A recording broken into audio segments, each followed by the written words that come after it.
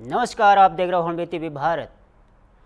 लखनऊ में समाज सेवी और लोकसभा प्रत्याशी कैप्टन वैभव सिंह ने स्वामी प्रसाद मौर्य के लक्ष्मी पूजन पर दिए गए विवादित बयान पर पलटवार किया है। वैभव सिंह ने कहा है कि लक्ष्मी जी की पूजा हमारी आस्था और परंपरा का प्रतीक है। इस पर सवाल उठाना हमारे संस्कृति का अपमान है। कैप्टन वैभव सिंह ने तांज कसते हुए कहा है कि स्वामी प्रसाद मौर्य पर भी कभी लक्ष्मी जी की प्रसन्न हुई थी, तभी तो वे कैबिनेट तक पहुंचे। उन्होंने कहा है कि इस तरह की बयानबाजी करके मौर्य अपनी खोई हुई पहचान तलाश रहे हैं। वैभव सिंह ने यहाँ भी कहा कि ये पहली बार नहीं है जब स्वामी प्रसाद मौर्य ने धार्मिक या सांस्कृतिक प्रथाओं पर विवादित टिप्पणी की हो। इससे पहले भी उन्होंने रामचरितमानस को लेकर बयान दिया था।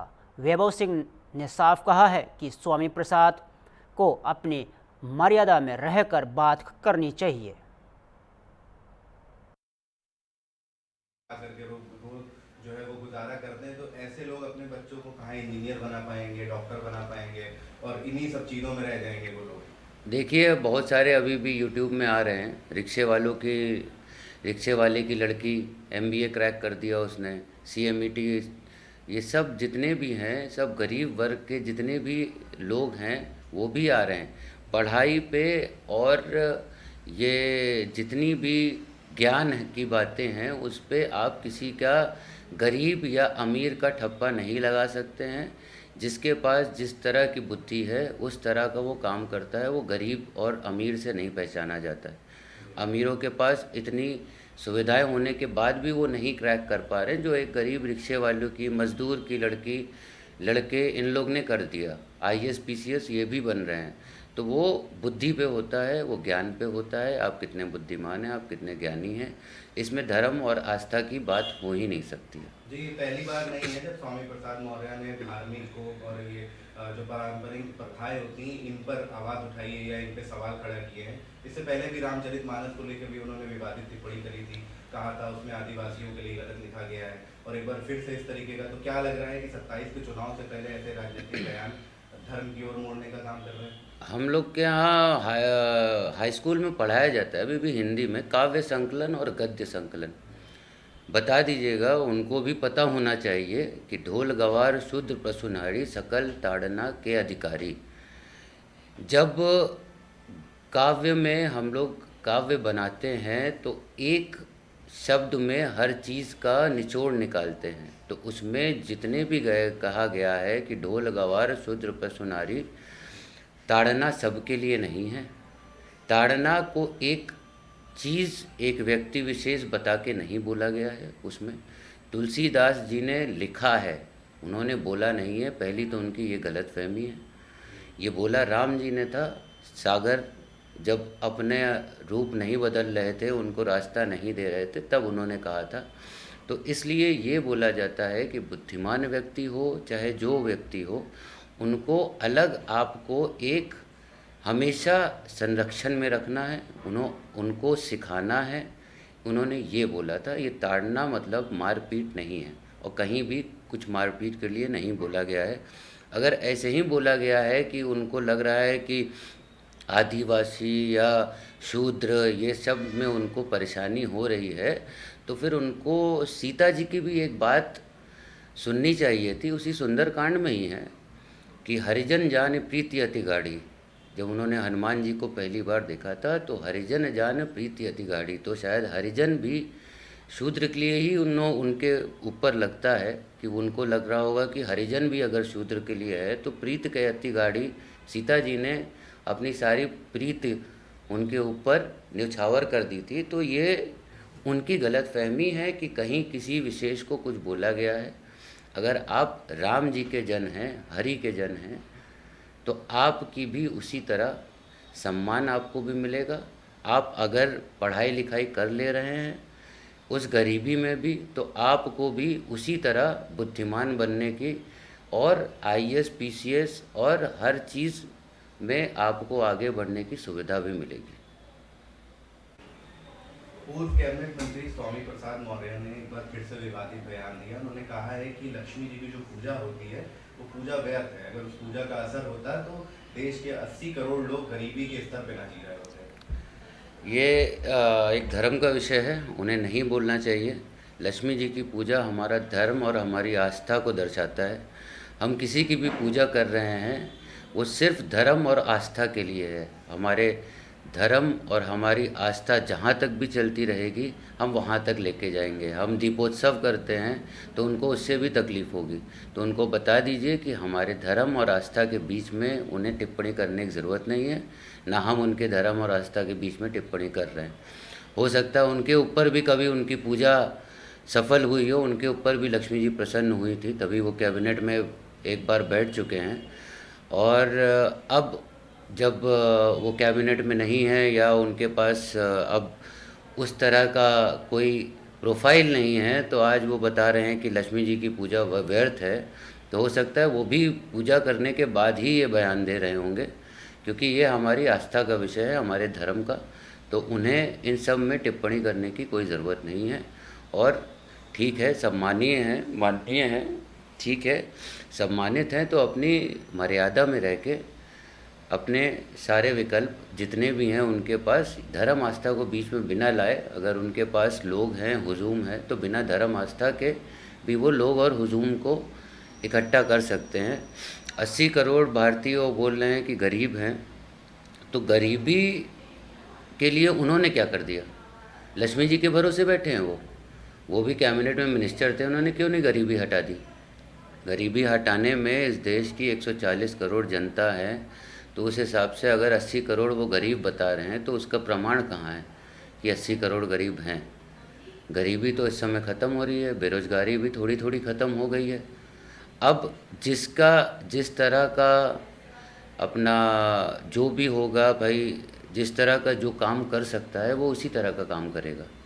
वो उसके लिए आप हमारे धर्म और आस्था को बीच में ना लाएं। और ये विषय हमारा जो भी है ये हमारी आस्था है, और सब लोग दिवाली के दिन लक्ष्मी और कुबेर जी की पूजा करते हैं, गणेश जी भी साथ में रहते हैं। तो हमेशा ये याद रखें कि आपको अपना राजनीति चमकाने के लिए धर्म को लाने की ज़रूरत है। उत्तर प्रदेश के औरैया जिले में उस वक्त हड़कंप मच गया जब खेतों के पास एक विशालकाय अजगर दिखाई दिया। मालवा बेला थाना क्षेत्र के हरदू गांव का है, जहां ग्रामीणों ने करीब 12 फीट लंबे अजगर को रेंगते हुए देखा। और जानकारी के मुताबिक कुछ किसान खेतों से घर लौट रहे थे, तभी उनकी नज़र इस अजगर पर पड़ी।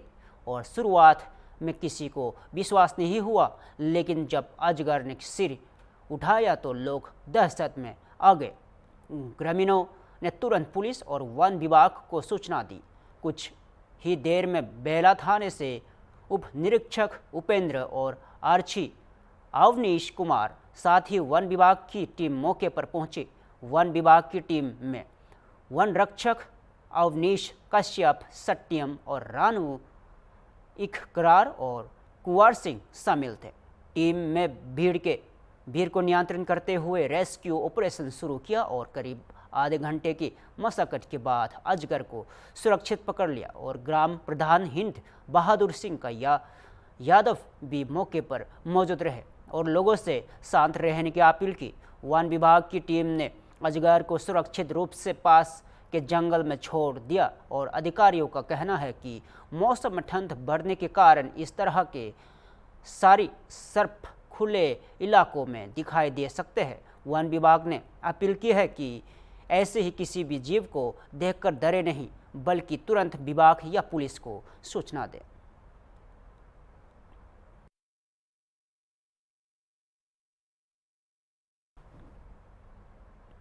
सीतापुर से बड़ी खबर, पुरानी रंजिश को लेकर दो पक्षों में खूनी संघर्ष हो गया। लाठी डंडों के साथ साथ गोलियां भी चली।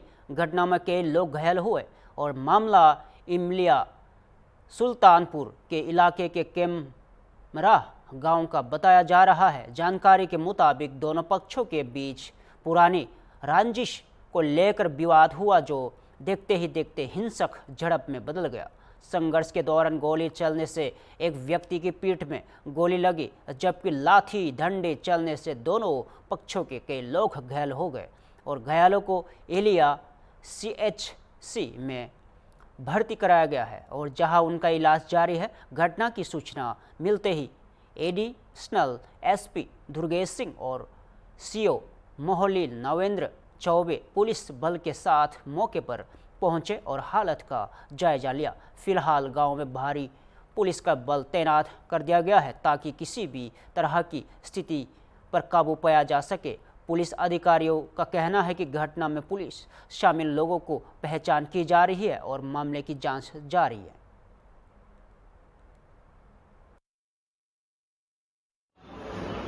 दरवाजे पे झाड़ू लगा रहे थे तो ये निकलते समय कहा भोसड़ी के दिख नहीं रहा है तुमको जो है शब्दों का प्रयोग करने लगे।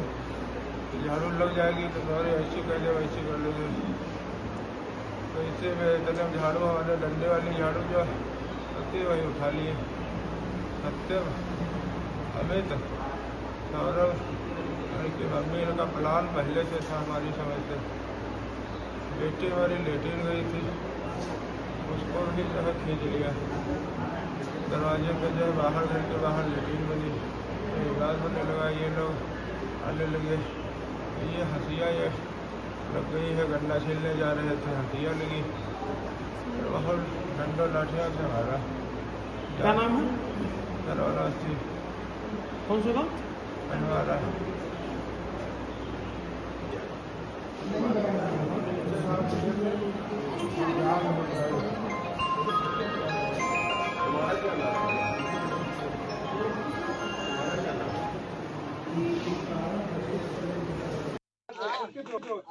बताओ वो कितना मुश्किल करे है। मेरा लड़का का मोबाइल चला है, गाँव से कहीं चलो अब वो ठंडा जाएंगे, ठंडा जाएंगे, इतनी बढ़िया कार्रवाई करते हैं। देखा साइकिल क्या पता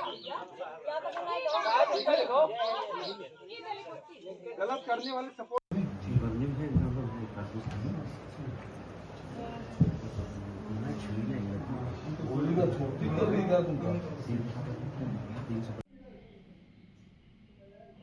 आज दिनांक 22/10/2025 को PRB द्वारा सूचना प्राप्त हुई सुबह 7 बजे ग्राम कमेरा में आयुष अवस्थी और सौरभ अवस्थी जो आपस में चचेरे भाई हैं, एक ही परिवार के लोग हैं, इनके बीच एक रास्ते को विवाद को लेकर के झगड़ा हो गया था। झगड़े के दौरान आयुष अवस्थी द्वारा एक अवैध असलहे से फायर किया गया था, जिसके छर्रे सौरभ अवस्थी के कमर में लगे थे, जिन्हें इलाज के लिए तत्काल पुलिस द्वारा CHC लाया गया था। डॉक्टरों द्वारा इलाज के दौरान उनको खतरे से बाहर बताया गया है। इसमें गोली चलाने वाले जो आयुष अवस्थी थे, उनके पिता श्रवण अवस्थी को पूछताछ के लिए थाने पर लाया गया है। बाकी अन्य आवश्यक वैधानिक कार्रवाई थाना पुलिस द्वारा की जा रही है। मौके पर शांति व्यवस्था बनी हुई है। हमारा भैया रोड पर से खड़ंजा पर जा रहा था तो श्रवण अवस्थी झाड़ू लगा रहे थे। तब हमारा बेटा सत्यम हमारा बेटा कहा कि तनिक रुक जाओ, हम निकल जाएं, तब झाड़ू लगाओ नहीं लग जाएगा। तो इसी में श्रवण अवस्थी और आयु अवस्थी झाड़ू बांसे की बंधी थी, उससे मारने लगेंगे। तब और फिर जब पल्लवी और आयुष आकर के मारने लगे, जब हम लोग जाने तब हम सब लोग गए, तब फिर मारने लगे। फिर आयुष अवस्थी घर से असलहा लेकर के गया और सौरभ अवस्थी के मार दिया। क्या नाम है आपका? मंजू। महोबा जिले से बड़ी खबर। बिना वर्दी और बिना फोर्स के जुए के फाड़ पर छापेमारी करना पुलिसकर्मियों को भारी पड़ गया। छापेमारी के दौरान ग्रामीणों से झड़प हुई, जिसका वीडियो सोशल मीडिया पर तेजी से वायरल हो गया। जानकारी के मुताबिक चरखारी कोतवाली क्षेत्र के गुड़ा गांव में गोरहाड़ी चौकी इंचार्ज प्रसन्न दीक्षित और 2 कांस्टेबल कामिल वह कुलदीप सिंह बिना वर्दी और बिना किसी अतिरिक्त फोर्स के जुए के फाड़ पर छापा मारने पहुंचे थे और छापेमारी के दौरान ग्रामीणों और पुलिसकर्मियों के बीच विवाद हो गया। इस दौरान ग्रामीण महिलाओं ने चौकी प्रभारी से छीना झपटी करते हुए जुए के फाड़ से उठाए गए रुपये की छीन लिए गए और इस दौरान महिलाओं और पुलिसकर्मियों के बीच धक्का मुक्की भी हुई और जिसका वीडियो सोशल मीडिया पर वायरल हो गया है। और वीडियो सामने आने के बाद पुलिस महकमे की किरकिरी होने लगी और मामले का संज्ञान लेते हुए एसपी प्रबल प्रताप सिंह ने सख्त कार्रवाई की है और चौकी इंचार्ज प्रशांत दीक्षित को निलंबित कर दिया गया है और जबकि दोनों कांस्टेबल कामिल और कुलदीप सिंह को लाइन हाजिर कर दिया गया है। और एसपी के सख्ती के बाद पुलिस महकमे में हड़कंप मच गया है।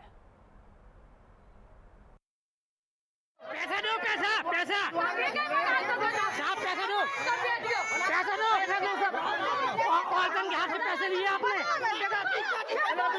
जीते से लगा फोन, जीते उठा रहा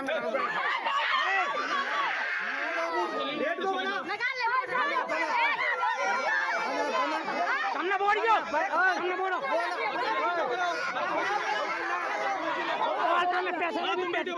पैसा लौटा दूंगा, इनके पैसे नहीं लिए, इनके पैसा दिए दीजिए, इनके पैसे दे दीजिए।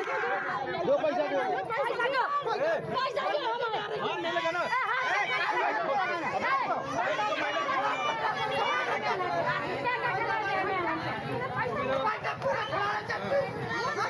इनके हाथ से पैसे ले ले यार। पैसा नहीं देता, बुरा लग रहा है कटा देता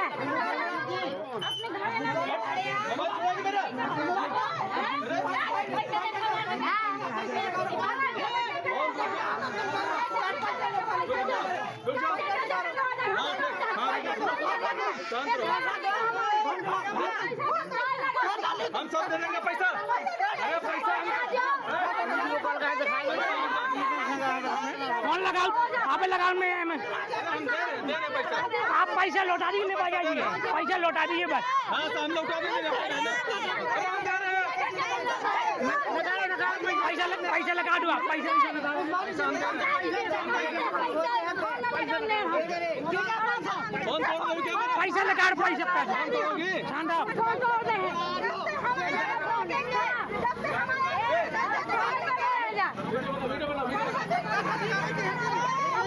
पैसा लगा दो, पैसा लगा दो, पैसा तो लगा, हम पैसा दे रहे हैं। अरे पैसा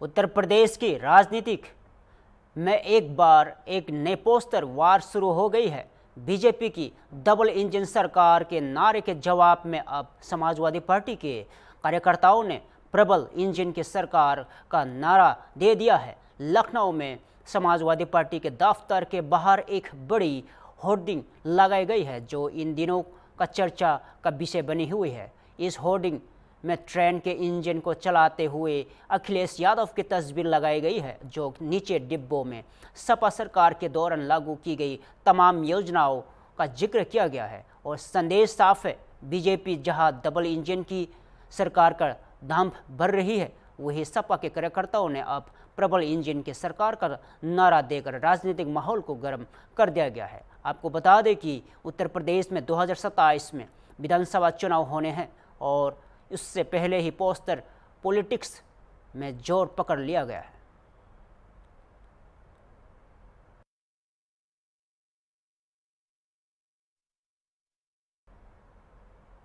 एक महत्वपूर्ण बयान ऑल इंडिया मुस्लिम जमानत के राष्ट्रीय अध्यक्ष मौलाना शहाबुद्दीन राजवी बरेलवी ने दिया है। उन्होंने मुख्यमंत्री योगी आदित्यनाथ के गोरखपुर में दिए गए एक भाषण का समर्थन करते हुए कहा है कि राजनीतिक इस्लाम पर चर्चा होना जरूरी है। योगी आदित्यनाथ ने कहा था कि ब्रिटिश और फ्रांसीसी उपनिवेश की चर्चा तो होती है लेकिन राजनीतिक इस्लाम की नहीं होती, जिसने सनातन धर्म और पर कुतराघात किया है। और मौलाना शहाबुद्दीन ने इस बात से सहमति जताई और कहा कि इस्लाम सियासत को जान सेवा का माध्यम मानता है और इस्लामिक शासन के फैसलों से आज के शासकों और सीखना चाहिए।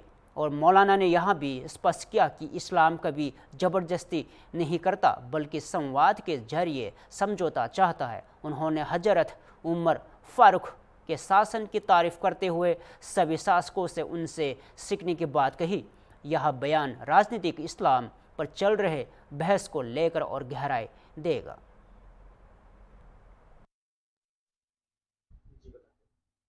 मुख्यमंत्री योगी आदित्यनाथ जी ने इस्लाम के राजनीतिक पहलू पर चर्चा करने की बात कही। उनका कहना था कि ब्रिटिश की बात होती है, पुर्तगालियों की बात होती है, फ्रांसीसियों की बात होती है, मगर इस्लाम के राजनीतिक पहलू पे बात नहीं होती। मैं उनकी इस बात का समर्थन करता हूँ और मैं खुद चाहता हूँ कि इस्लाम के सियासी पहलू पर बातचीत होना चाहिए, चर्चा होना चाहिए।